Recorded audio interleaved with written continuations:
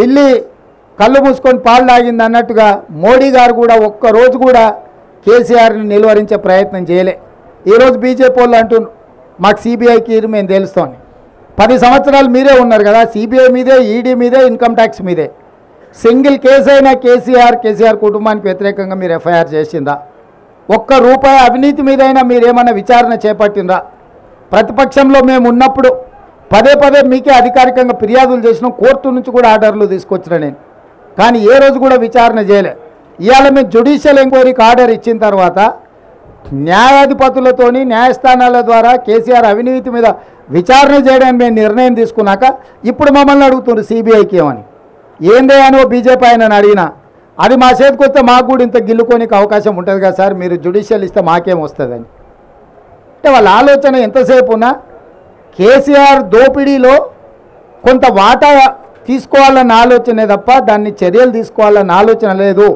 అందుకే ఈరోజు Congress party complete judicial ఎంక్వైరీకి ఇవ్వడానికి నిర్ణయం తీసుకున్నది.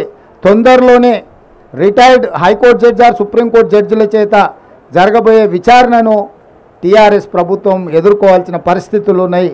కాబట్టి ఈరోజు తెలంగాణ ప్రజలకు మేము ఒకటే మాట ఇవ్వదలుచుకున్నాం, ఎన్నికల్లో మీకు ఇచ్చిన ప్రతి హామీని అమలు చేసే బాధ్యత మాది.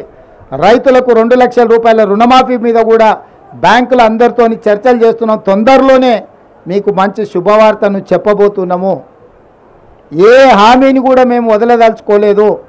తప్పకుండా ఆ హామీలను అమలు చేసే బాధ్యత మాది. ఈరోజు మీరు అందరూ చూస్తారు, గతంలో ప్రతి పోస్టింగ్కు నగదు ఇస్తే తప్ప, నగదు బదిలీ చేస్తే తప్ప ప్రభుత్వ ఉద్యోగులకు పోస్టింగ్లు వచ్చేటివి కావు. ఇవాళ పారదర్శకంగా ఎవరైతే ప్రజలకు సేవలు అందిస్తారో వాళ్ళని గుర్తించి ఎక్కడ ఉన్నా కూడా సామాజిక న్యాయంతో పాటు అర్హులైన అధికారులకు అందరికీ పోస్టింగ్లు ఇచ్చినాం. ఇవాళ మీరు పోలీస్ డిపార్ట్మెంట్ కానీ, రెవెన్యూ డిపార్ట్మెంట్ కానీ, ఏ డిపార్ట్మెంట్ అయినా తీసుకోండి, ప్రభుత్వ ఉద్యోగులను అడగండి. కాంగ్రెస్ అధికారంలోకి వచ్చిన తర్వాత ప్రభుత్వ ఉద్యోగులకు న్యాయం జరిగిందా లేదా? గతంలో జీతం ఎప్పుడు వస్తుందో తెలియదు, నెల చివరి వరకు కూడా జీతాలు రాని పరిస్థితి ఉండే. మొదటి నెల 4వ తారీఖు నాటి జీతం ఇచ్చినాం, 2వ నెల 1వ తారీఖు నాడే జీతం ఇచ్చినాం.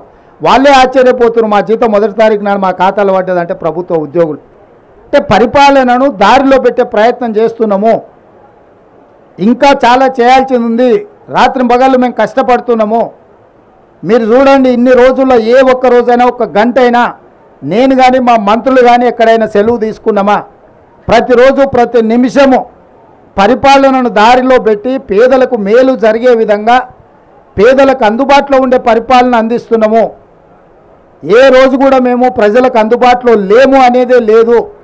సచివాలయం ప్రజలది అని చెప్పి సచివులను కలుసుకోవడానికి ప్రజలు ఎవరైనా రావచ్చు అని స్పష్టంగా ఈరోజు అవకాశం కల్పించినాం.